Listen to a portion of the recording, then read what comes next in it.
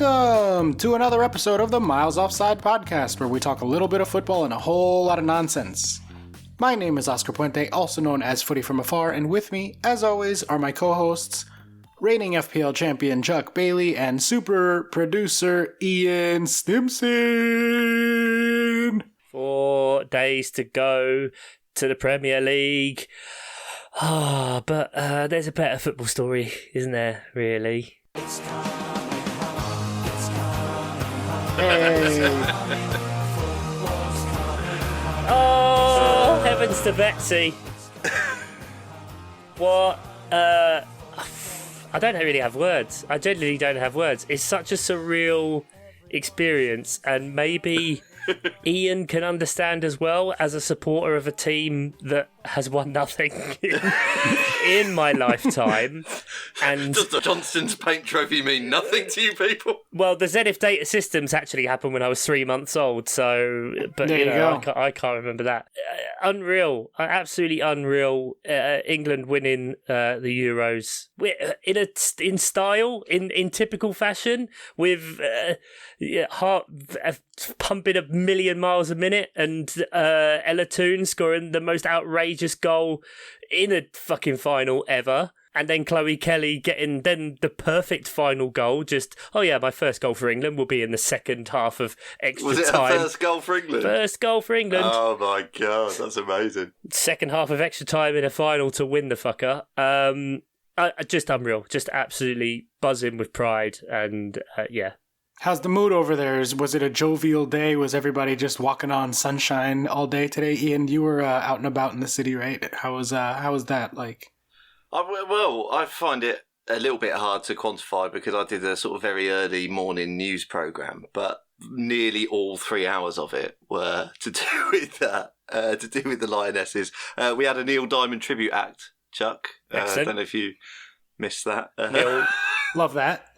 Neil Swarovski. Yeah, see, I literally got emails on the Sunday afternoon going, oh yeah, by the way, if they win, we're going to get a tribute act in to sing Sweet Caroline. It's like, right, okay, that couldn't have been planned before, could it? But It's yeah, tough. so that was fun. But yeah, no, it's I think there has been a real buzz about it, and I mean, you've just seen on the crowd shots of the sheer number of. Well, not just women, but kids as well. Like, there's so many kids in the crowd. I think they said it was the largest crowd, the largest registered attendance for any men's or women's Euros final. Wow. I mean, it's just going to annoy all the right people, isn't it? It was also the most watched broadcast in the UK so far this year. Yeah, 16 million, I think the BBC I think it was said. 17, I think, yeah. Which is like the whole country, pretty much. Sure. Well, if for a Sunday evening during the school summer holidays when a lot of people won't be around, like that's It's pretty mad. No, hell yeah, man. The number one watched thing. That's so cool. Well, there was a quote in a Guardian interview. I can't remember who it was with now, but it said that this is both the end of a journey and the start of one. Mhm. You know, because England haven't won a tournament at a senior level since 1966. How does that compare to that, Ian? Was that the mood just as jovial back then? Or, Funny. You're a funny man. Yeah, let's say it's the same. Great. Good. Well, as any Nice. correct-thinking individual, I was rooting against England because everyone hates you guys. But I was happy for the happiness in the Slack. I was happy for what it means for the women's game over there, especially because like it has been a concerted effort at a national level to grow the game the last few years, and it is paying out, and like it just continues to grow and build, and like. Well, exactly. I mean, before you interrupted me to insult me, I was going to finish the quote that I started. Fair. Go ahead, sir. Or start the quote. And say that it was the not only the end of a journey, but the start of a journey. Because exactly what you say there, Oscar. That it's gonna trigger things, hopefully, and so many people watched it, and so many young girls are going to feel inspired and not take no for an answer when they're told they can't play football anymore. You had the right people saying the right things, and I think the key is, one thing we have to acknowledge is, as much as people say like, oh, the shit people like weren't making noise, no, they still were. It's just now it's about the rest of us, with anything, lending our voices to be louder than them, be prouder, be more widespread. And I think we've had the right people saying the right things kind of across the board. And Alex Scott and Ian Wright saying that, look, if there's not a dynasty from this, then effectively it's come all from nothing. So now it's about the momentum that teams can do, you know, not having like previous Euros where clubs are like, nah, we're not going to host and we're not interested in that. And women's game doesn't have the big enough pull. And so it's just about doing, you know, I think they're realistic. They're not expecting everyone to go out and buy a season ticket and be able to go to all the women's games, but each of us can do, you know, a little bit more. Maybe watch a couple of games on TV if you haven't before. Maybe if you watched a couple of games last season, buy a couple of tickets. Like, they're really cheap, really reasonable priced. And why not, you know, if you have a little girl and she's interested in doing football or something, take her to a thing. I think the key is, you know, I started taking my daughter, she's 3.5 now, to football as a way of kind of having a shared thing to do on a Saturday. And, you know, even in those classes, she is treated differently by the coaches. You can tell that they favour the boys. They favour the older ones. They're not really interested in when they're teaching some of the basic skills and to do that. And so I'm hoping that from stuff like this, they start to take notice a bit more and think, no, actually, you know what, I am going to invest a bit of effort. And we see that positive change that is needed, and we keep getting more and more support for the women's game. So that it's in the place it rightly deserves to be. And tickets are not hard to come by. Watching the Chelsea women is probably more fun than watching the Chelsea men at times, given how great of a team they are. And, you know, those tickets, like they stream the games. They're easy to find. I've watched a few. Especially later in the season, I tend to try to check in. And to link with kind of the subject of this episode, there's a couple of other things we're going to touch on before we get into it, but we're talking about fantasy football this year. And there's a fantasy women's game, which is a private thing run by an FPL account, and now I can't remember now. FPL Pickles is kind of big in it, and it's called sheplays.au. So it's come from Australia. Is it as good an interface as the FPL game? No, but you know, there's 2,000 odd people playing it. Patreon Jeff, for quite a while last season, was first in the world, and I think he finished second or third overall. Third, I think, in the end. But amazing result. And it's just another way, you know, if that's your in and that's your way of finding out about players, you know. Fantasy football's a great way to get into a game. Like, I mean, you know, Oscar did his bonus episode with Nick about how Americans find the Premier League, and I think there's more than a couple of Americans who have found their way into the Premier League via this podcast. And FPL's a great way to do it as well, because if you take your first season as a burner season, it's not going to be great. It's a great way, like you say, just to learn about different players, to start rooting for people in games that you wouldn't usually be bothered about. You know, that's why I like playing fantasy football, because I'm a neutral when it comes to the Premier League. You know, obviously I have certain teams I like, don't like, whatever, but I haven't got a team that I support. So fantasy football's great for me, because it makes me root for someone when I'm watching. When I used to be watching Burnley, whoever, you know, it was something to root for, because I'd obviously own Chris Wood or someone. Speaking of FPL, that is going to be our main topic this week as a special preview of the FPL season as we continue to wrap up our summer previews. But that was quite a long sort of banter section. We just kind of wanted to get into the football coming home. But if you are joining us... It could have been a lot longer. I can make it longer if you want. Oh, yeah, no, I figured. Yeah. I think we're good there. Beating the fucking Germans as well. Eat that, you slugs. There it is. Come on, you had to shit your pants a little bit when they scored, though. Be honest. It was predicted. It was completely coming. But you look at the tournament as a whole. England, you know, played really poorly for the first bit against Spain, came back and won. Played poorly for the first part against Sweden, came back and won. Goal of the tournament too. In the semi-final, the back heel. Oh my god. I'm backing Ella Toon's goal as better. I think it's better for ability and for narrative, because but come on, back heel, nutmeg. No. Give me a break. No, that's cool. That's cool. Of course, it's cool, and it would be ridiculous to say not. But for me, like, that relies on so much luck happening. But whereas you look at the ball from Kira Walsh, the run for Toon, the calmness, 0-0, Euros final, goalkeeper running down on you, and you do like the most surreptitious dink for it to fall just under the crossbar. Oh, it was the decision making that I liked to that one, because she could have tried to smash it. Could have. But it was just perfectly perfectly pitched power-wise chip. That was my favourite. Whereas the other one was the sort of instinct back heel that had a lot of luck. I mean, it was still great, and it was great to watch. But I'm sort of inclined to agree. I think the decision making of I'm just going to pop this one over. Lovely. You have no joy for style or creativity. The Brits, even when a British person That's does the way it. more stylish goal. Are you mad?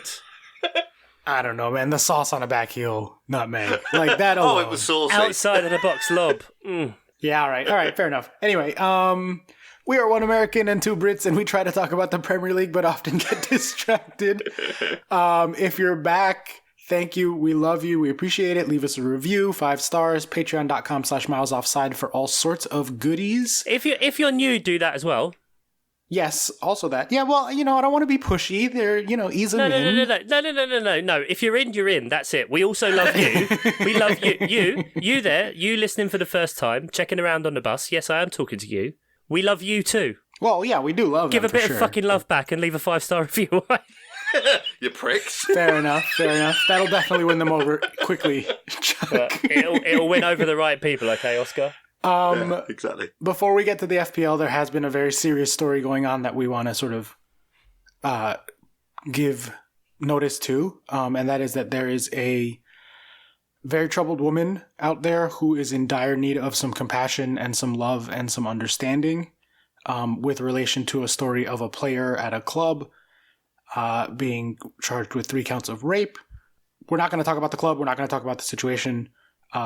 If you are someone who is defending a club in that sort of situation, just think about that decision. But we just want to say that we here stand with women and we believe women, and it is important to listen to people who need love and compassion and help in extraordinarily awful circumstances. And that if you have been a victim of anything like that, or this is a difficult subject for you, or if you're just going through anything, really, we are here for you. Our DMs are always open. We love you guys. And we're sending all the good vibes towards everybody who is having a difficult time with this story, obviously, and especially the one specific person who needs it most. Yeah, and even if it's not towards us as men, I don't know about the US, but in the UK there are lots of really great charities that you can speak to and can get support with. People like Refuge are fantastic who get in support, and just look at what's in your local area. There's all sorts of ways that you can go about getting help, whether it is through rape, sexual violence, coercion, anything like that. It's not okay, and we as men, we can all do better in every part of our lives in order to make this world a better place and a safer place for women as well, just everyone. Well said. But from that somber note, we will move on to the more fun stuff that we do, which in this case will be us shitting on Ian for about the next hour or so for sucking at FPL. No, this is our big FPL season preview. We figured a way to come into this would be through looking at the first few rounds of fixtures, because you probably have a whole lot of other bigger FPL content from a million other different podcasts. That's not particularly our speciality, unless you are on the Patreon and listen to Ian's weekly FPL specials. I was on them as well. Ian's. I believe I own them now as champion. He comes in, wins, and owns the podcast. Hey. I'm the FPL expert now. Yeah. Well, ever since we started this podcast, I've been fucking shocking at it. So, yeah. Yeah, pretty much. We figured we would look through the lens of specifically the first few weeks of the calendar, both with Fantasy Football Scouts fixture ticker, and we have our own in-house fixture rater that you can get access to at a producer level at patreon.com/milesoffsidepod. But before we do that, do you guys want to explain, because as the resident American, I can say that Americans would not quite know how FPL works. It's a very different fantasy style. So can you give like a quick 30-second explainer to any new listeners who perhaps don't know what FPL is or how it works and how it might compare to draft sport, which you guys have had a little bit of experience with? Yeah, so unlike draft, where you get a small group of you together and only a player can only be owned by one person in that group, so you might have 7 or 8 people playing the game, and each of you have got a unique team. In Fantasy Premier League, it's a worldwide game, so there's just a salary cap. style, if you like. You get given £100 million or 100 million, whatever, and each player has a price, and you have to make a squad of 15, 2 goalkeepers, 5 defenders, 5 midfielders, and 3 forwards. And as long as you don't go over budget, you're all right. There are price changes during the season based on how many people in the game are buying and selling those players. You get 1 free transfer every week to make, and you can buy extra transfers for 4 points every week.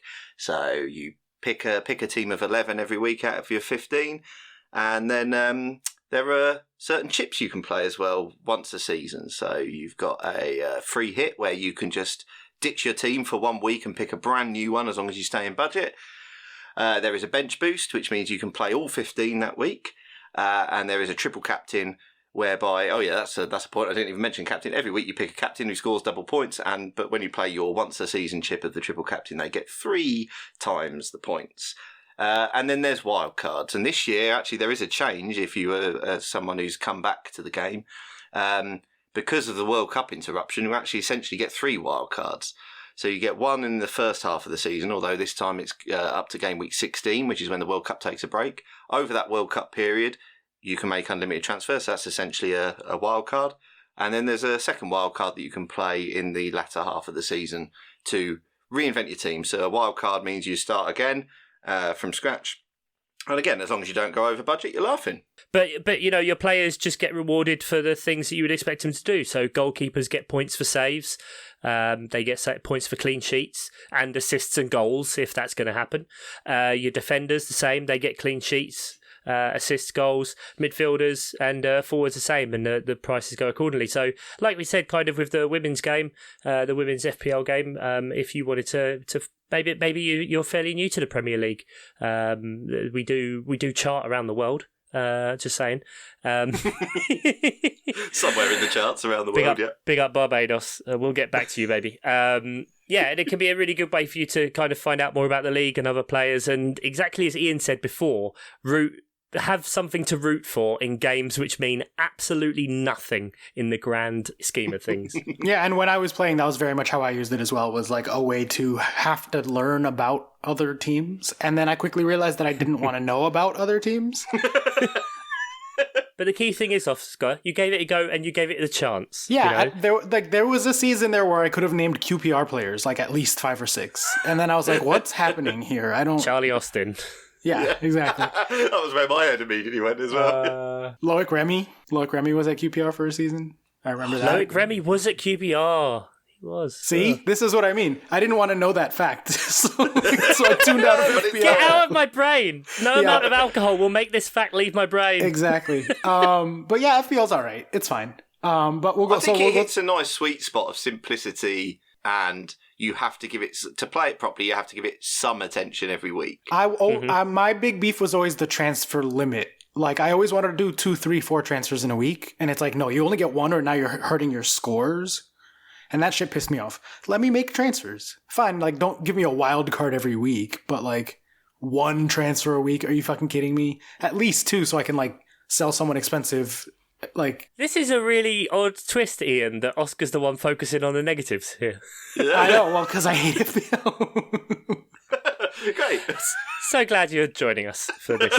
Yeah. Anyway, so that's the brief FPL explainer anyway. Let's go through the fixtures then. We'll start off with Bournemouth being listed as the worst schedule according to the Fantasy Football Scout ticker. The XG Rater also has it as the 20th ranked schedule coming into the season.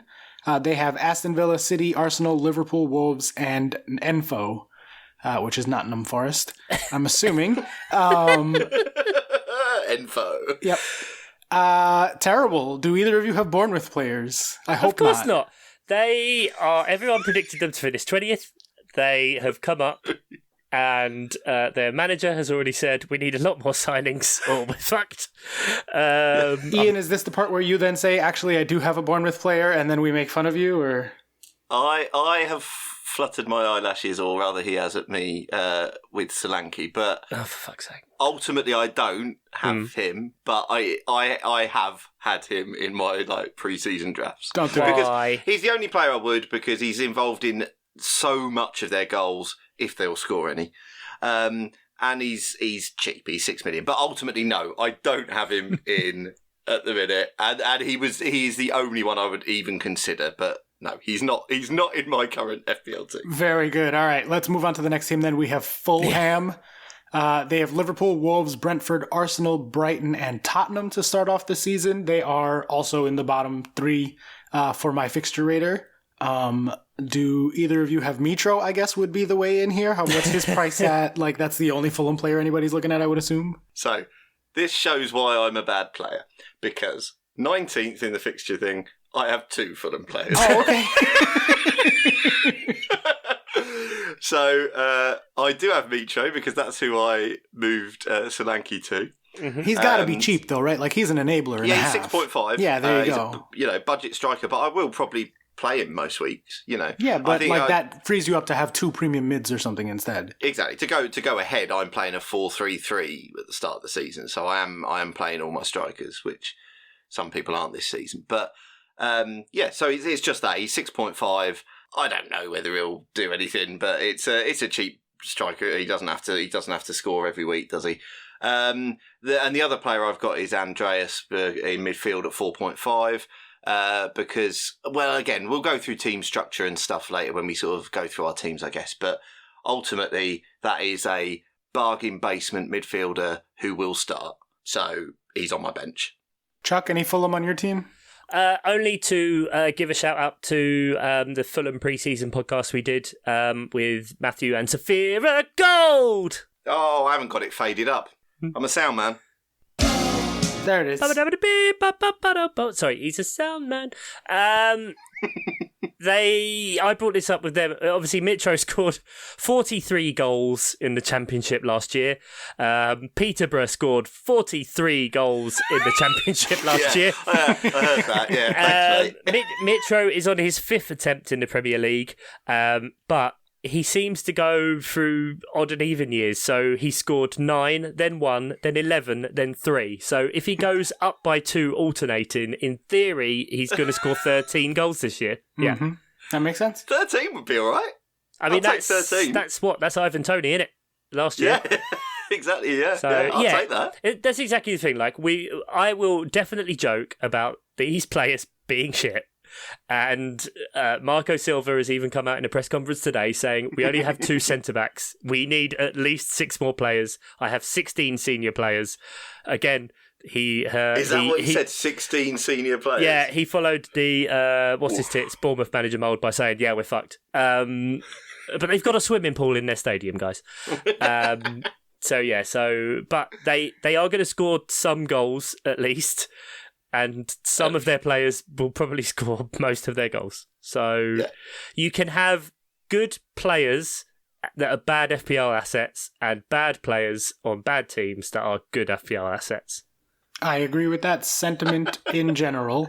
Mitro. Let's move on. And he's going to win the Golden Boot, though. Sorry. Mitro for the Golden Boot again. Are we going there? Again? Yeah, why change? All right. Next up on the rundown for Fantasy Football's fixture ticker is Crystal Palace, which I have to disagree with, and that's because, and my fixture rater disagrees with it because mine is XG based, and this is somewhere where XG probably provides a little more insight. That being said, it is an absolute dog shit start to the year for you guys. Sorry, Chuck. You have Arsenal, Liverpool, and City all in the first 4 fixtures, and then Villa, Brentford, and Newcastle to round it out.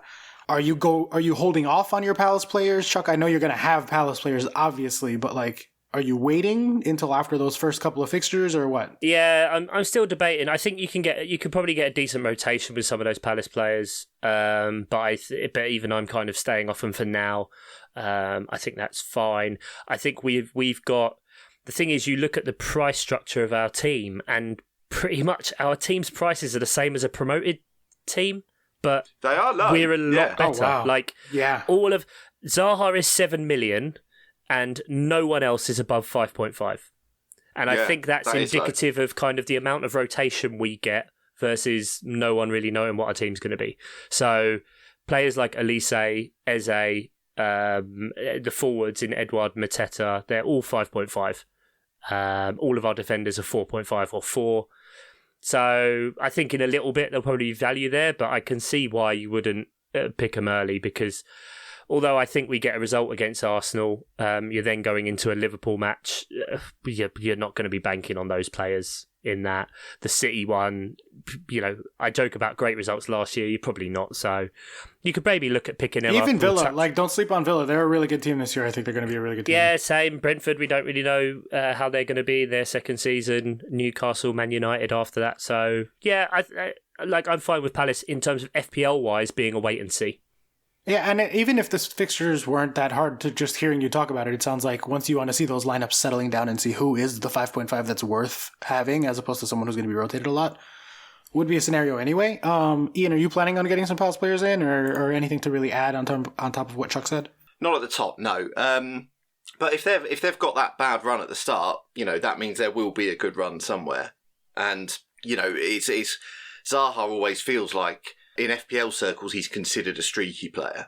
I don't know if there's actually any truth in that, because there's a lot of FPL myths that sort of happen among people who play it. But if you can identify Palace's, good fixture runs early, then there's value to be had, isn't there? Because there's a lot of, if they're all other than Zaha, if they're all 5.5 or below, they're easy to get to, aren't they? So yeah, that's the main. And those prices might drop, given how the first 2 weeks are going to go. Because you're absolutely right. You'll have players you'll have FPL players who don't really look at fixtures and things like that, and might go, "Oh, I know Zaha, I know whoever," and pick them, and then they've had a couple of not great games because of the opposition that they're playing. Because I think Palace's start is really hard, as you said. It's brutal. So they're going to struggle to start with, but I don't have any worries in Palace in the end. But they're going to struggle to start with probably. And not against Man City though, Chuck. Obviously, win clean sheet. Exactly. If you can sort of get on Palace players at the right time, jump. If you've got a transfer going begging 1 week and you notice a decent run of 4 or 5 games, then jump on. All right, you heard it here, folks. Inside tip number 1: Crystal Palace game week 5. Start picking up those players for cheap. You're not going to suffer because Zaha is 7% owned and no other midfielder is over 1% owned for Palace at the minute. Our defence is all under 3% and only Edouard is over 3% as a forward. So, all right, well, let's go on there for this one. The fantasy fixture and our fixture rater agree, and that's Nottingham Forest. I think just as a more function of being a promoted side and then also having Man City and Tottenham in there. But they have Newcastle, West Ham, Everton, Tottenham, Man City, Bournemouth. I'm assuming you're not going with any not-info players here, Chuck or Ian? I have 3. You have 3? I have 2. Oh, my gosh. So explain that to me. Is it prices? Is that why? It's 100% prices. Okay. Nottingham Forest, again, we did a preview pod. Nottingham Forest, I think we're now up to 12 new signings they've made. So... Yeah. Fuck knows. But goalkeeper Dean Henderson has been great in the past. I know him. So he's great. Man United, Sheffield United. He had the big season, the first season with Sheffield United. And so he's just I'm happy with him as a 4.5 because he's going to make saves. They'll probably get a few clean sheets. Similar reason, they got Nico Williams from Liverpool.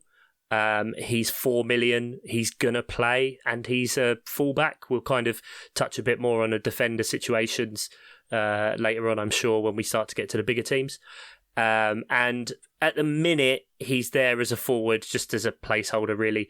I've got the new signing Taiwo Awoniyi because he's very highly rated. Although Germany tax, Bundesliga tax, as we know, it's just someone to go there.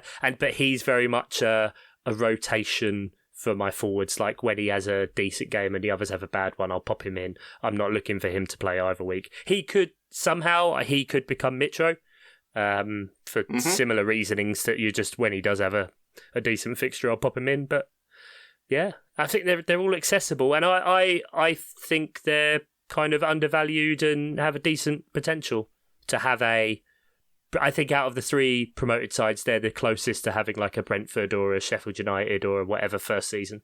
Yeah, as we said last week about Chelsea having the sort of error, as Oscar said it, the error bars of where you can predict them. I think Nottingham Forest is similar. It's tricky, to predict where they're going to land because of all those signings. I also have Williams. I almost think it's a no-brainer. He was obviously priced when he was a Liverpool player and not going to get in the team. And then gone to Nottingham Forest and will definitely start. And as you say, positionally, it looks, to me, it looks like a bit of a no-brainer, that £4 million starter.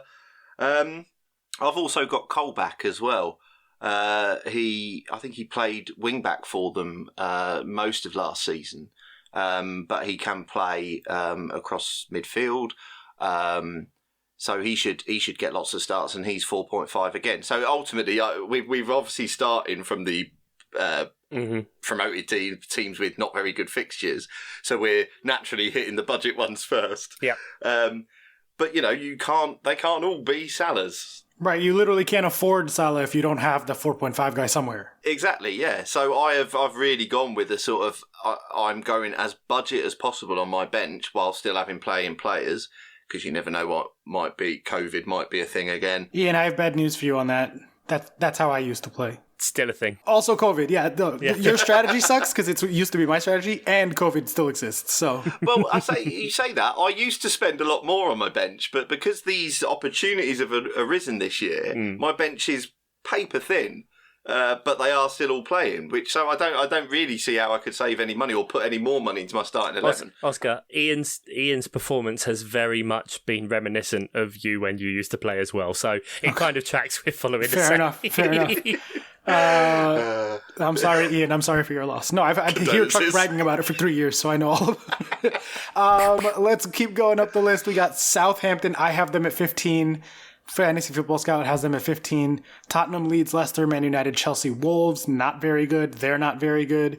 I'm assuming they're not priced particularly friendly because they're not a promoted team. Anything going Southampton-wise? Same as Palace, really. They're all promotion level prices. James Ward-Prowse is the most expensive at 6.5. Shay Adams is 6.5 as a forward. Everyone else is 5.5 and below. So I brought this up on the Southampton pod. I think as an entity this season, you can treat Southampton probably as you did Palace last year. Very exciting. Signed a lot of exciting young talent. Yeah. If Hasenhüttl's system works, and we know there are violent swings in that system. They can beat Liverpool and then lose 9-0 to a terrible Man United team. I think they're ones to watch, and it's fine to not have them, but they're really accessible.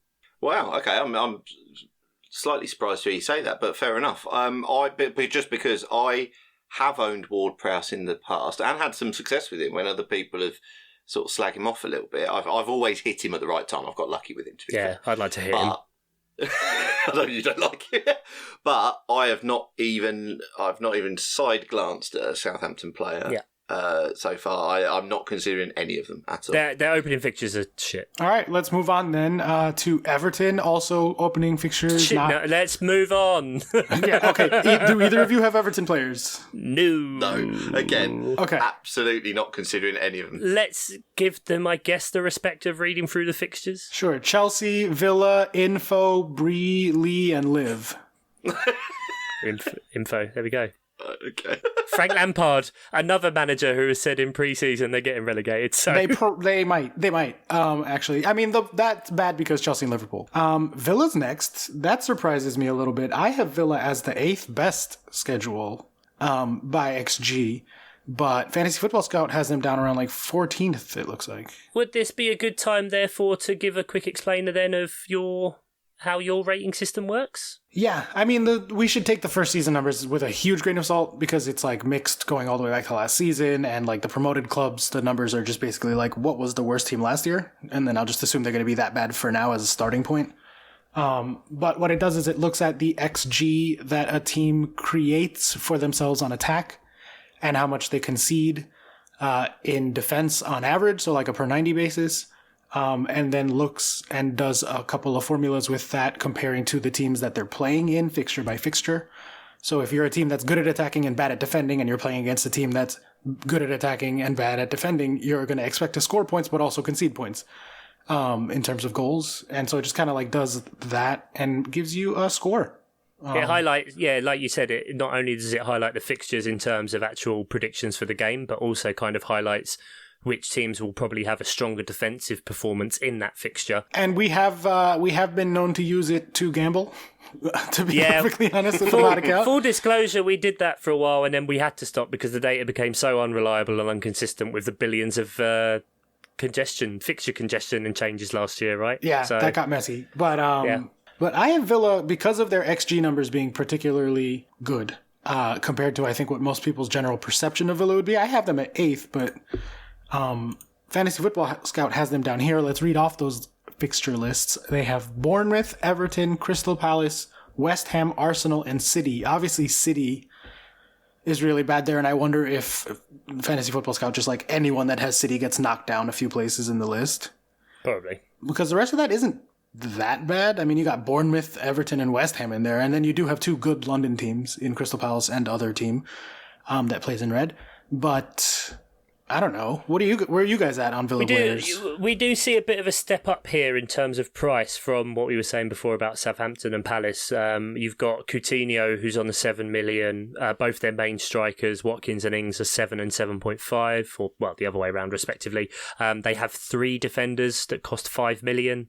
Their goalkeeper costs 5 million versus 4.5 for the other teams, and then Buendia at 6. And so you're kind of looking now at a step up at this level, because I guess the expectations are from Villa that they will perform better.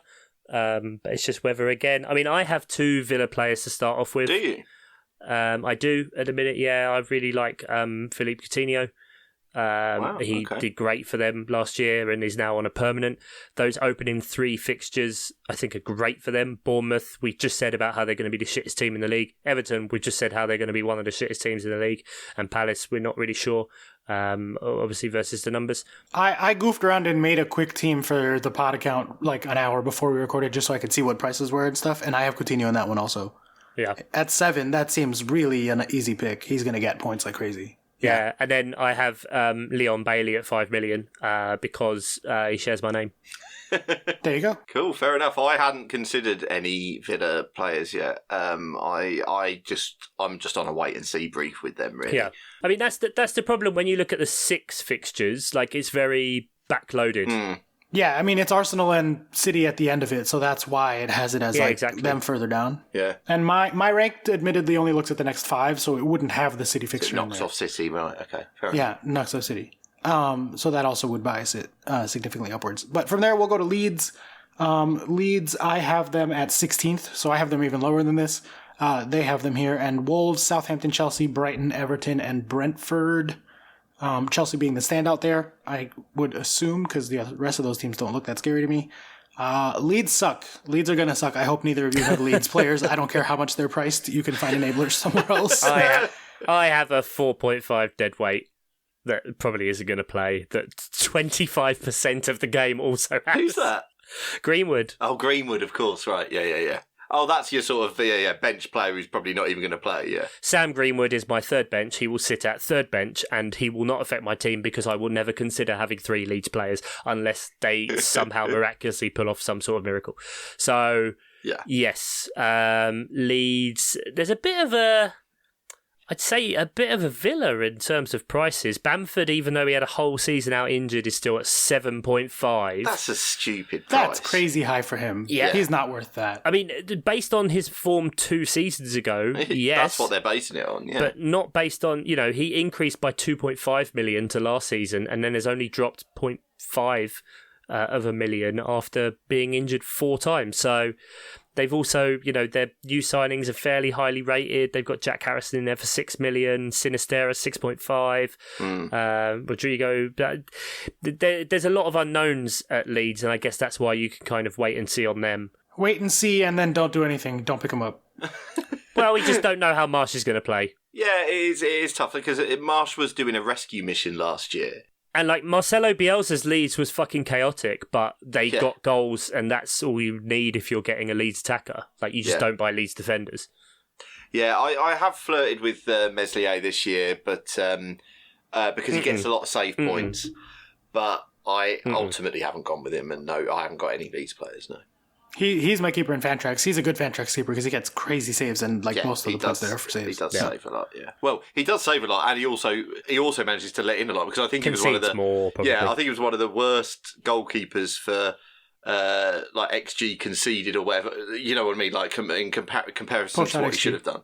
Yeah. And yet he still manages to get just absolute save points just by sheer volume. Just by sheer volume of shots he's facing. That's just how many shots he's facing. Yeah. That, like, even if he saves 1/10 at the rate of everyone else, he's still just like getting a million. Yeah. But ultimately, at the minute, no, he's not in my team. Fair enough. All right. Well, next up we have West Ham. West Ham start off against Man City. So right there, bad. Yeah. Then they play Enfo, Brighton, Aston Villa, Tottenham, and Chelsea. Enfo's going to get me every time. That's going to be a thing. West Ham, I have them at 12th, so also not great. Is Mikel Antonio still an FPL thing? That's the last, like, that's how long ago it's since I was paying attention. He used to be 7, I think. 7.5 now. Yeah, thereabouts. Is he still kicking around? Any interest in West Ham on the fantasy front? And I'll go to Ian. No, I haven't had them in any of my drafts at all. And that obviously they've signed what's his name that you guys said I should get on Fantrax? I can't remember who it was. Scamacca. That's right, yeah. So does that will hurt Antonio's points, I imagine, won't it? Probably. I mean, unless Antonio then moves out to the wing or moves out wide or something like that, with Scamacca being in the middle. Right. I did say on John O'G's podcast, unless they're going to go with the classic big man up front. Yeah. Because Scamacca is 6'5", I believe. Right. And Antonio is an absolute brick shithouse. I think that City fixture is obviously putting off a lot of people, and Jared Bowen had an amazing season last year, but he's up at 8.5 now. That's a lot of money. So it's a big jump from 6.5 for a midfielder. You know, he's got to be doing a lot to keep that. But defenders probably, like, they're 4.5, so they're probably, as a squad, I mean, a lot thinner, but also a lot more affordable than like a Villa, which is interesting. But if you root to but points, they'll be a lot worse than Villa also. You think? Like, Villa are a better team, I think. I don't know. I think people are sleeping on Villa in general, but yeah, I think Europe is an extra prospect for them. But they are still being linked with a lot of players and trying to bring a lot in. So time will kind of tell. But yeah, I think West Ham can just be a wait and see. Like, in a vacuum, maybe Bowen can be 0.5 of a million better, but I would rather have Luis Diaz for Liverpool at 8 than Jared Bowen at 8.5. Yeah, there's numerous people at 8 you could take, and you can get on Bowen if he goes on a run, you know. Brighton. Anything? Next! Brighton? No, next. Okay, good. Hang on. Figured. Brighton. Is Pascal Gross still a thing? Is that what you're about to say? No, God, no. I don't think you go for any attackers on Brighton. I think you can possibly consider Dunk, because I think at 4.5 if you score own goals, you lose points. Just I forgot to mention that earlier. Yeah, he's got that in him, and he's got a card in him. But generally, he is a good FPL point scorer, and 4.5 is quite decent for him. So that's a consideration. The other consideration is Sanchez at 4.5. He had a good season a couple of seasons ago, not so good last season. But he does rotate well with, we'll get to Leicester as well, but he does rotate well with Leicester's 4 million goalkeeper, because now they've sold Schmeichel. Looks like they've got a 4 million starting keeper in Ward. There was Brendan Rodgers was very complimentary about Ward in a presser, and it looks like he's going to start. You can rotate Sanchez and Ward, and you'll play Ward against Brentford, game week 1, Sanchez against Newcastle, game week 2, Ward against Southampton in 3, and then it's Sanchez against Leeds in 4, Sanchez against Fulham in 5, Ward against Brighton, Ward against Bournemouth, Ward against Crystal Palace. That's your first 8, and you haven't played any top 6 teams or anything. That's a decent little rotation for absolute... Excuse you, sir. What? One of those teams was decidedly a top 5 or a top 8 or whatever you said, top 6 team. There you go. In the league last year, by the underlying numbers, put some respect on the name. Thank you very much. Chuck, I got your back. Thanks, buddy. Love you. Palace finished top 6 in XG in that series. Yeah, they beat Man United. They were the 6th best team in England by underlying I numbers. think it was that high. Okay, well done. Craziness. Through gritted teeth. I don't understand why you need to say that through gritted teeth. I know, yeah, that felt a little pointed, Chuck. A little pointed. Oh. Destroyed my little point about rotation. No, that was a nice run. That was a very nice run of fixtures. So maybe do that rotation that he said. No, don't. Yeah, do it, because I'll just beat you. If you own Brighton players, I will beat there you you. go, Chuck. Everyone's happy because that's what I'm doing. So you'll yeah, beat that's me. fine. That's absolutely fine. Own Brighton players, that's fine. You can do that as a thing. I will finish above you in FPL.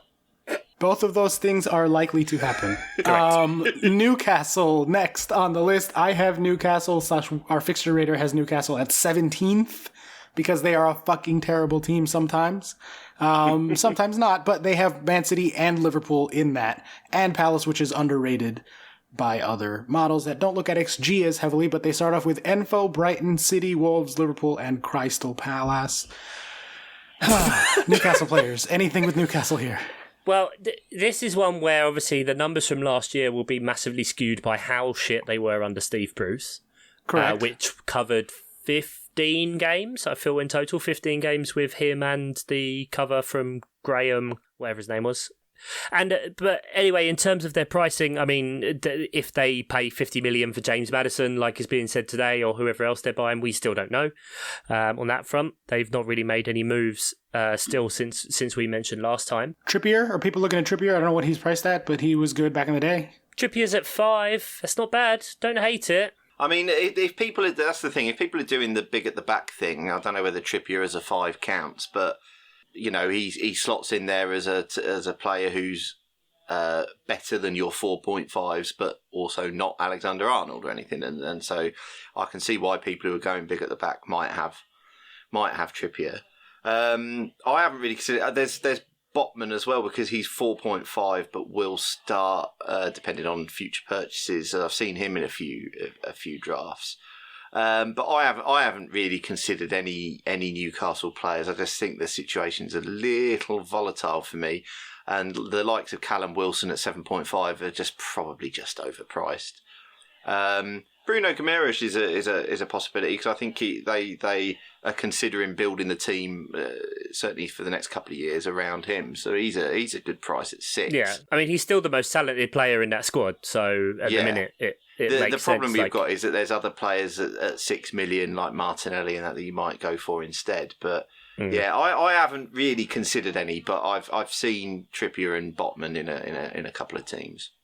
Yeah, I had Guimaraes at one point, but I think I kind of dropped him down to get Coutinho or vice versa, or use him in a move just because I felt it a bit more. And I think you're right. Wilson feels, just because of his injury history being absolutely awful, like for him not to drop last season from last season is a bit weird. But I guess they're kind of banking on Newcastle improving and therefore being a better and pushing on those European spots, like we said. But it's not the worst opening fixtures, but yeah, City and Liverpool being in there. So let's move on then to Brentford. One simple question, I suppose, I'm assuming. Ivan Toney at 7.0. Can you recommend him? Well, I love the man. I think he probably should have stayed at 6.5 just to make him a bit more. I don't know, just stick him in the Mitro category still, and then there's a decision. I don't. Oh, he's got a better track record than Mitro. Come on now. Well, he's got one season in the Prem, so I mean, that's what I'm saying.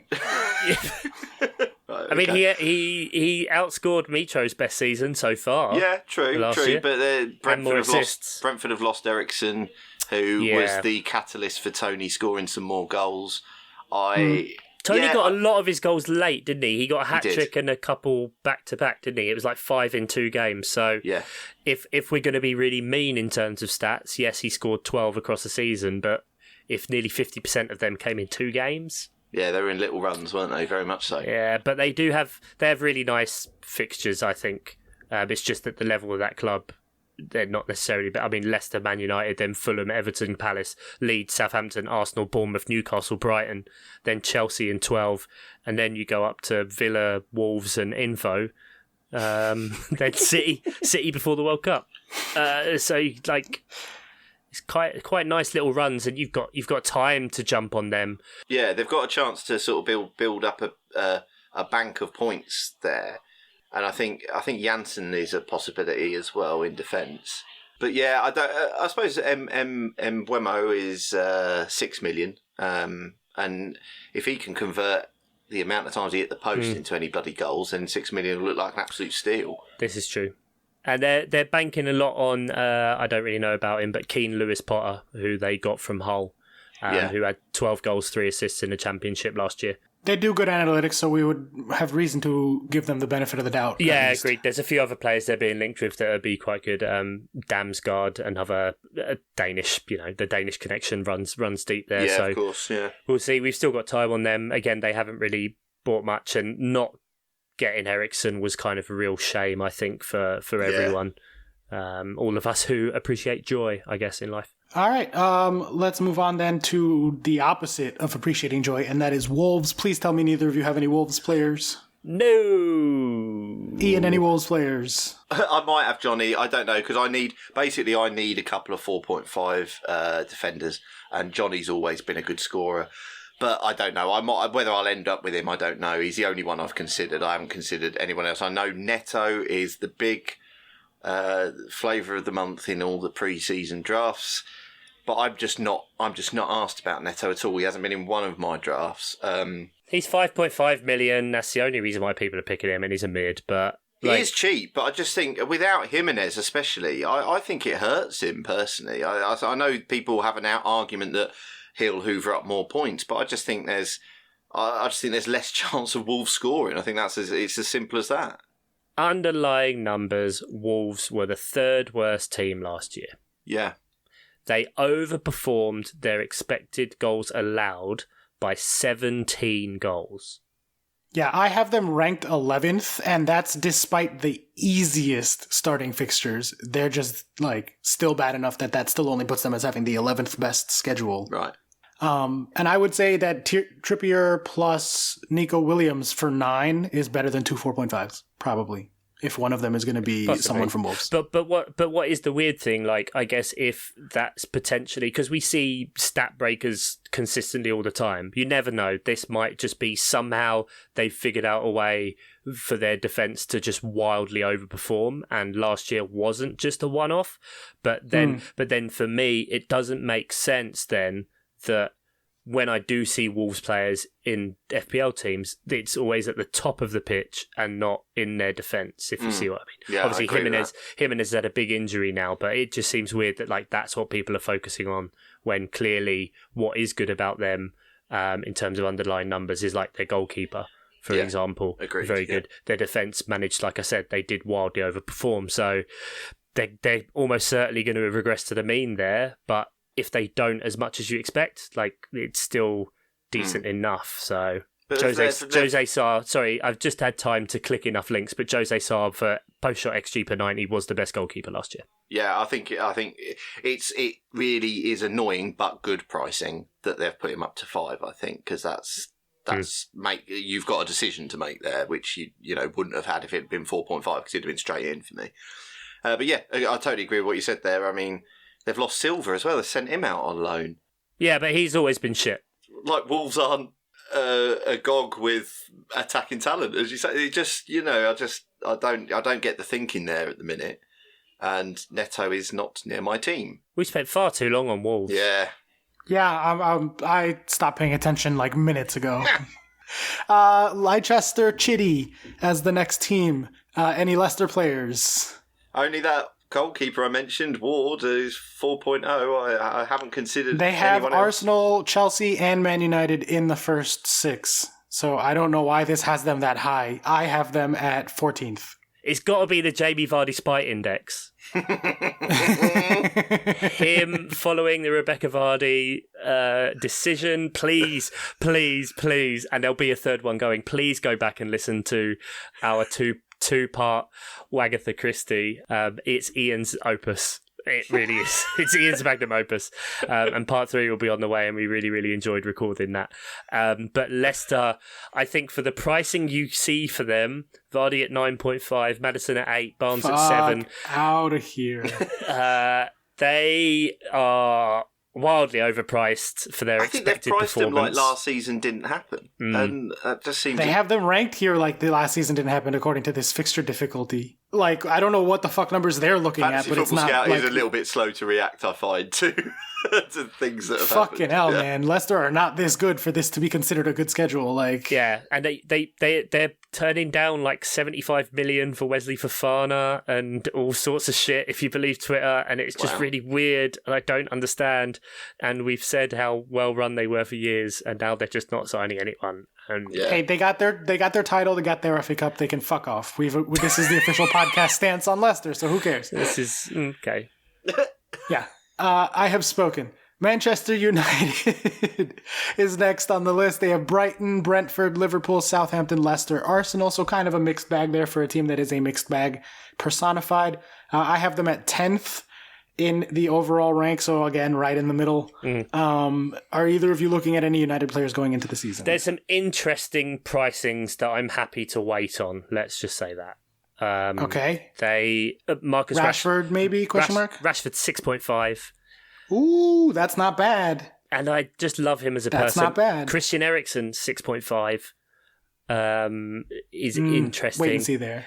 If Sancho even manages to realise half his actual potential, he's at 7.5 as a midfielder. So oh, wow. Okay, so those are definitely two. Rashford and Sancho are two to keep an eye on. Yeah, for sure. I think they're priced to buy for those are friendly when prices the for sure. Form comes. Kind of like Chelsea were last year, actually. I think Chelsea were really underpriced in a lot of areas, and probably still now, actually. This time last year, Luke Shaw was the highest owned player in the game. This year, 1%. RIP, in peace. Yeah, no one knows what Man United are going to be. Do they just put in more effort? Are they getting shouted at? Is he who must not be named? It turns up for 45 minutes of a pre-season friendly, then literally leaves the stadium. Oh, the king is back. And the king United, is back. well, and then he left again. Fucking idiot. After 45 minutes, less of an appearance. Imagine than if Elvis, you really. didn't turn up to work for 4 weeks and tried to get another job, but it turned out that no one else really wanted you or wanted to pay your wages. And then just before you went back, you sent an email to everyone saying the king is back. That was a tweet I saw, which I thought, yeah, that is bullshit. To be fair, Ian, no one does want to pay me the amount I want, so there are some analogues there. And we keep trying to get you to take 4 weeks off, and you just won't. No, we will not do it. I went the other way and did more podcasts. More podcasts. Yeah, exactly. We weren't even there. Wait and see. All right. The conversation is running quite long now, and from here on out, it's not even really about fixtures for these teams. I agree, and the fixture rater agrees. It's all the premium players. So instead of going team by team, why don't you just make a case for like a couple of your premium picks and why those are the best premium picks you think? And we can wrap up the FPL conversation that way, and I will give Chuck the floor first as reigning champion. Feels good. Feels good. Let's just let that. I think it's ruminated. Yep. Just a bit. I'm still champion for the whole fucking year, mate. Get used to it. I am. For me personally, and I'm always big on this, like it's better to spend your money, I think, in midfield than up front on a consistently spread out basis. The reason for this is midfielders get 1 point for clean sheets where forwards don't. They get an extra point for goals where forwards don't, but they get the same amount for assists. And you consistently in FPL see wingers put in at the midfielder slot, which I think has its faults, but I think also makes it good because for FPL scoring purposes, if we followed, say, Fantrax draft, every winger being a forward, then all your midfielders are basically DMs, holding midfielders, that kind of stuff. Yeah, that's true. And tens. And yeah, but there's how many tens are there in the league? Not that many. Yeah, so I think they've done that to make it more fun. And for me, there is no way I couldn't pick the highest scoring player last year who has won 3 golden boots out of 4. Yes, he's 13 million, but Mohamed Salah is under 60% owned. So 40% of people think he's fine with going without him. That's interesting. And then I've only got one premium up front, which I've gone for Harry Kane over Haaland at this point. But right. A lot of my money is spent in defence. And again, we've kind of touched on big at the back, quote unquote. But I'm not going with like 5 defenders, but I've gone for Trent Alexander-Arnold at 7.5, Cancelo at 7. I've still got Reece James in there at 6. That is heavy at the back. Very nice. Alexander Zinchenko is my 4th defender at 5 million. I'd say you've gone relatively big at the back, yeah. I've still got, a few 7. I've got a Coutinho, I've got Grealish, I've got Luis Diaz, I have Mo Salah, I have Leon Bailey, as I mentioned before, and Kane up front with a 4.5. And just that way, I think I've got a bit of a nicer structure to my team that, I didn't want to have to make 2 moves, for example, if I wanted to get Haaland in, or if I wanted a different premium midfielder, I can get rid of Salah and move elsewhere. So a little bit of flexibility, if not the most flexible, because of how much I have in defence. But you should try and own as many players from the best teams as possible, right? It's just kind of easy. Yeah, exactly. I think that underpins the strategy that I've sort of fallen into, if I'm honest, because as I say, I think for me, I've gone from the bottom up, so I've gone, the bench has picked itself as far as I'm concerned, because I've got bargain basement defender in Williams, 2 midfielders, Colback and Andreas. I've got a 4 million goalkeeper as well, who will rotate. But but what I'm saying is I've spent the absolute minimum on goalkeepers and those slots where I think they'll be playing, and that has naturally sat me into a 4-3-3. And then when I had a look at the players I definitely wanted, exactly what you said, Salah, definitely want, bang him in. Trent, yeah, why wouldn't you? 7.5 could have been 9 million and it'd been a consideration. So, stick him in. I think you want some Man City defensive cover, be it the goalkeeper, which you can go for now because they're all down to 5.5, those premium goalkeepers. So suddenly it's a bit more of a consideration. But ultimately I haven't, and I've gone Cancelo, same as you. I really think the rest of it's almost picked itself in a way when I talk about structure, because if I'm playing a 4-3-3, then I've got 2 other midfielders, and I can have 2 8 million midfielders because there's so many good ones. So I've got, at the minute, Luis Diaz, because I think he's got, 6 months under his belt now where I think he looked great. No Mane now, and no Jota at the start of the season. So I just think, good to go, The other one I've got at the minute, and this might change because I think there's a few in the running. There's Saka, there's Mount, but I've got Kulusevski at the minute. He'll definitely start game week 1 against Southampton because Richarlison is suspended. I also don't know how much of a threat Richarlison actually is to Kulusevski. I think people have overblown that a little bit. I think he'll play plenty, to be honest, and I think his stats per 90 were really good. So I've got a midfield of Kulusevski, Salah and Luis Diaz. Now, up front, it's interesting. Who did you say you'd gone for? Kane? Yeah, so I've only got Kane, and then only kind of rotate to a midfield. I've got 5. I wanted to make sure I had 5 decent playing midfielders, because again, I'm sure everyone does remember this, but 5 subs coming in this year. There's a potential for a lot more pain, but also, potentially you'll pick up points where you necessarily wouldn't. I wanted to make sure I had 2 playing players on the bench. So Awani and I guess Nico Williams would he be my second, and then Greenwood was just he's going to sit at 3rd. He's never going to come off a bench. If he does get points, so be it. So 4-5-1 I've got basically. Gotcha. So I've gone quite different. I've gone 4-3-3, obviously. So I'm playing my 3 strikers most weeks. I've got the ability to rotate if I want, but I'm playing Mitro, Jesus for Arsenal. I think, again, price to buy. And I think the most owned player in the game at the minute, 70.6% ownership. That's Fuck me, really? Crazy high. Yeah. Jesus Christ, I cannot wait for us to win 2-0 on the opening day. Well, exactly. It could happen. The fire sale begins. And then I've gone Haaland, but I only changed him from Kane today. And the only reason I did that is because I looked at game week 2 and I thought, you know what? I would probably go Kane to Haaland in game week 2. Why don't I just go with it? Why I don't want to book in a transfer. Why don't I just start with him? And the downside of it is Guardiola's comments are that he's going to ease him in, that he's going to look after his fitness, which has been a concern with him in the past, but fitness has also been a concern with Kane. It's just the difference is that he looks firing, good to go, had a summer off, looks good in pre-season.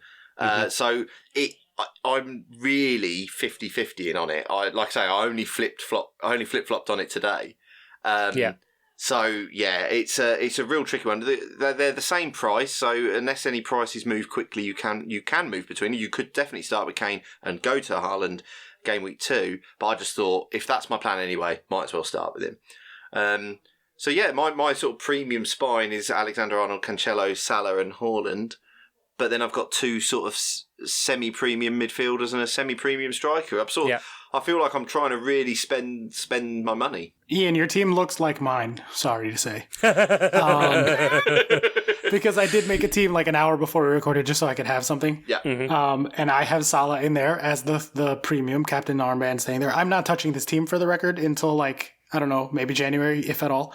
But I went with Trent and Reece at the back, Salah in the middle. Actually, I have 5 like at least medium priced midfielders. Just because I've always liked, like Chuck said, I like having midfielders. And I think that there's a lot of good ones at 7, it looked like. So I have Grealish, I have Zaha and Coutinho all at 7. And then I have Sterling, because you got to be a homer. And, you know, Sterling's he's going to be Chelsea's primary threat. I think he's going to score a million goals this season. 10 is a lot for a new team and Chelsea, but like... It's an awkward price because if you're looking at the structure of your team, like you want at least one person at the top end in each position, your defence and your mid, and then in theory you'd want a kind of stair effect then going down to your 4.5s or your 5s or whatever, so that you've got enough flexibility to get there. And Sterling sitting at that price point means you've effectively committed to only having one forward, because he's probably not going to replace Salah or Son in your team, so you've got him as well. So the way I balanced it, I was having Jesus and Tony up front. Yeah. Okay. So 2 medium forwards, but Jesus, like you said, at 8 is a no-brainer. And equally, I think it's difficult with Jesus being your top value if he is going to potentially be massively underpriced. Who knows?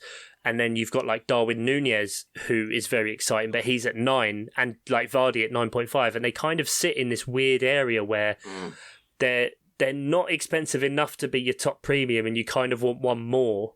And they can't necessarily be the main person. So, and the reason a strategy like mine is a problem also is because if you do want to then go and get a Kane or a Haaland, like I've tied up 5 mid-price or higher midfielders. It's hard to like, it's a 2 or 3 week process to upgrade significantly upfront. I'm not planning on touching this team, so that's why I did that. But like, that is something to be mindful of. And that I think maybe people forget. I used to forget when I actually played and like cared and stuff, is when you choose to go without a Kane or a Haaland or a super premium in one of your lines, it is hard to make that switch. Like the limit on the number of transfers really does play in there. So those awkward 10.0 ones are like, you have to be splurging because you had a 1.5 extra, and you were like, I'll upgrade this 8.5 guy. But yeah, it kind of reflects like Sterling is 7% owned at the minute, but I guess a lot of that is because we just don't really know necessarily how Chelsea are going to be. Havertz moving up as a forward is a bit of a shame, because then that's less points for him for the actions he does. Yeah. How much does he cost? 8 million as a forward. Oh, that's too high also. You're not going to own him and Jesus, and if you're probably going to pick one or the other, it's going to be Jesus at the minute. Yeah, so for sure. But one thing I think is key to remember this year is the presence of the World Cup and the wildcards, because it presents an interesting way, I think, to play. That, you know, if you do have a super strong team and can go that late, great. I mean, you could get the last 2 game weeks before the World Cup and effectively play it as like a free hit, because you can build to any team you want and get completely out of it for game week 15 and 16. Or, you know, if you've got an early one, you haven't got that long again to go until you can completely change your team. But then it's just the kind of stretch of going down there. And so I don't think it's worth talking about other chip strategies, because it's, let's face it, for most of us, it's going to be when it's a double game week. Play it, or if you find yourself as having a decent bench, that kind of stuff. It doesn't look, I mean, I've done like a full calendar planner for the year. Barring COVID postponements, we're probably only going to get like 2 or 3 double game weeks this year, as opposed to whatever it was, like 6, 7 last season. So I think there's going to be a bit of a difference there. But maybe I'll throw it to Ian for this. I mean, do you have any sort of overriding tips for new players or maybe existing players and things that you want to live by? Or well, I think what you mentioned there about with the the World Cup wildcard, being an addition this year, is that I think really you've got to try and one of the best things you can do is just take things in like 5 or 6 game chunks.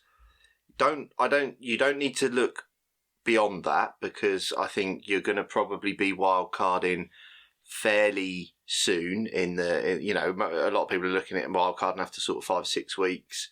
If you wanted to take it to halfway point, you could take it to game week 8, where there's an international break, so you can have a bit of time to think about it.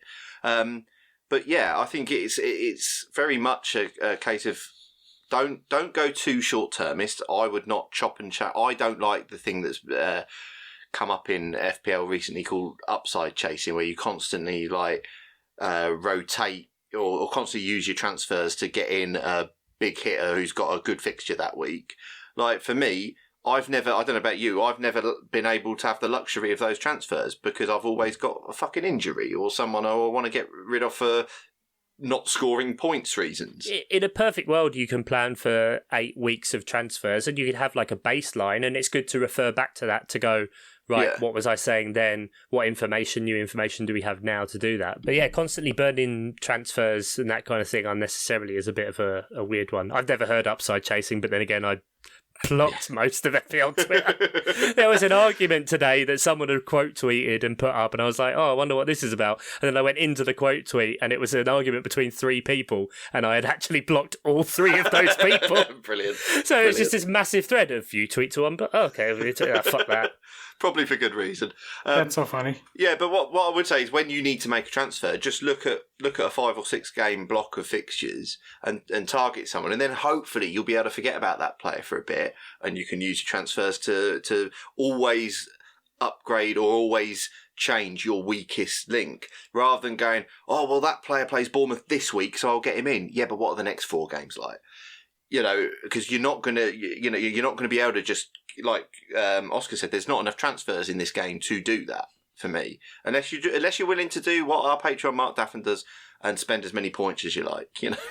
That's how I used to play, and it never led to good ranks, but it was more fun. And then I was just like, I'm fucking sick of taking points hits every week just so I can mildly enjoy this stupid game. But I think this is just your psychology, Oscar. You just need to win or be having the best team all the time. And I really like the grind of yeoman's work is what I'm here for. Exactly. I've had a few seasons where I've found it tough, and I've quite enjoyed it. I've quite enjoyed trying to claw back rank and trying to outwit everyone else in the world, and Chuck, specifically Chuck, and not succeeding, but trying to get a captaincy differential every now and then, try and get a player who maybe other people hadn't thought of, and it's not worked very much, I'll admit, but I've quite enjoyed that bit more of a grind I've had in the last few years. So there you go. I'll agree that it's my psychology, but I'll say that it's probably more my ADHD than anything else, because I just need to tinker. In draft, I'm how many players do I end up keeping from draft night by the second month of the season? Yeah. I've already made 5 transfers. Brilliant. I'm pretty 4 or 5, and the season hasn't started yet, so it's more ADD than anything else. But you boys want a quiz? You've done a quiz? I've done a quiz. Oh my goodness, a quiz. Do I have to start closing tabs? Quiz time. I'm the quiz wizard now. Quiz time with me. Yes. Before we do the quiz and lose ones of people, join our FPL league. Ding. Oh yeah, sorry, I cut off your plug. Whilst we're talking about FPL, you can join it. It's on our Twitter page at Miles Offside Pod, or if you want to input the code is DG63MA. Completely free to enter, and the winner this year gets a one of those mystery shirt boxes sent straight to their door. So who knows? The secret ingredient is surprise. Very good. The name of the game, gentlemen, this week is Higher, Lower, or Exactly Right. Oh, shit. Okay. I am going to give you, for each of you, I have written down in the years that this podcast has existed. So 2018 season going forward. Okay. Your FPL best rank, best total points score, worst rank, and worst total points score. I'm going to start with this. Ian, what is your best rank in the 4 years that the podcast has existed? Exact number, please. In the 4 years, in the tits. that is bad for me because they've been bad in the last 4 years. I think this year might have been my best in the 4, though. That's a shame. Yeah, and I think I finished about 145,000. All right, Chuck. Ian thinks he finished 145,000th in the world. Did he actually finish higher, lower, or exactly there? Exact. When we say exactly there, as in on the number. So on the number exactly, yeah. So if he finished 145,001, that would not be exactly there. This option will come into play more often in later instances of this game. Fine. I'm going to be kind and say very slightly higher. Ding, ding. The point goes to Chuck. It was better. Ian, believe in yourself. Last season was your best ever, and you finished 132,298 in the world. 32. Okay. So 132. And then that brings us to the next question. Chuck, what is your best ever rank in the time that this podcast has existed? 29,529. 29,529. Ian, is his best ever rank higher, lower, or exactly there? It was his highest ever as well, so I could well believe that he had it memorised. I will say higher than that. That is correct. Ding, ding, ding. Ian, it is 29,129. You very clearly do have the number memorized. No. I knew it was 29,000, and then I wanted to say it with such confidence immediately. Yeah. That he would think, but 4 digits out of 5. But yeah, that is my best ever I did finish. consider saying exact. All right, very good. We are 1-1 on the points. Next up, Ian, what is your best score? Total points tally. For context, they are all over 2,000, and none of them were over 3,000. Is this in my entire history? In the last 4 years since the podcast has existed. It's all in the last 4 years. Okay. 2,485. 2,485, Ian says, is his highest ever points tally in that time. Chuck, is it higher, lower, or exactly equal to 2,485? So I'm going to say lower. Not necessarily by a lot. Ian, so close. Chuck, you are correct. It was lower by exactly 2 points. 2 points. It is 2,483, and that was your highest in that time frame. I didn't look to see further back if it was your highest of all time. But same question then to you, Chuck. What is your best score in the last 4 seasons? Total points. Again, it's last year. Correct. Both of you had your best years last year. 2,570. 2,570. Ian, was Chuck's best ever points tally higher, lower, or exactly equal to 2,570? That would make him about 100. I will say lower. Point goes to Chuck. It was higher. It was 2,579 points. And I'm not going to lie, I knew that exact. I did know that one exact. Yeah. Oh, that's a tough bid. That's a tough place for you there. I got invited, sadly, to a free work mini league, and I looked last year at the winner, and I finished over 400 points above them. So I entered this year, crushed them. There you go. Very nice. From your bests, we move on to your worsts. Ian, in the time that this podcast has existed, what is your worst ever rank in FPL? 480,000. All right. Chuck, that is not exactly correct. I'll give you that hint. Was his worst ever rank better or worse than 428? Is that what you said? 480,000. 480. Worse. Correct. It was worse. Point to Chuck. He finished 616,090 one season. That's bad. I believe that was the first season that the podcast existed, so he would have been editing 19 hours a week. Exactly. I was very bad at it back then.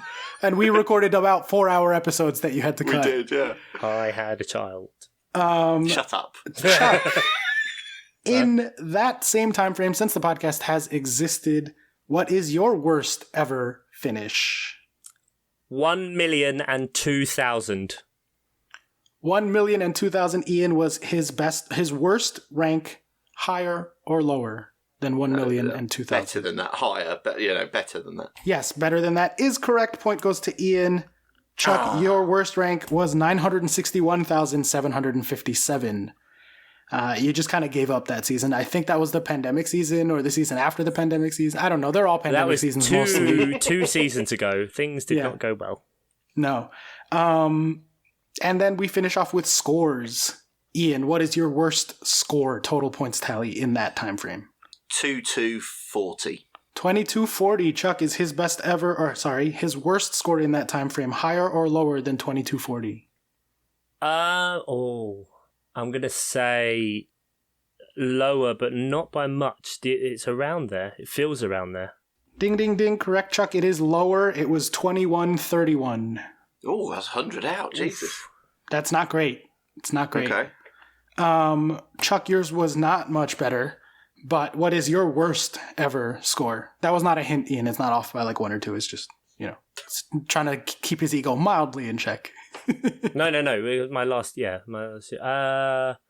going to say 2,080 points. 2,080. Did he have more or less points than 2,080 in his worst scoring season? I will go with less. It was higher. More points. So point to you've Chuck. Trounced me, Chuck. Absolutely trounced is correct. We finished with a score of 6-2. So go ahead and play Chuck's music. What is my music? Yeah! I forgot that was my music. England. Very nice. Do you guys want to take a guess at the tiebreaker? The tiebreaker, I'll go higher. The tiebreaker is Price is Right higher? rules, just for funsies. Price is Right rules, meaning the closest without going over the number. What is the MOP podcast account's best ever finish? It was in 2019/2020, and I will give you a hint. It is better than Ian's best ever finish in that time frame. Okay, that's painful. 120,000? Wait, as in this one, is it higher as in lower is better? Or No, it's as close as possible without going over. I still don't know what that means. Higher. Which way? So, lower.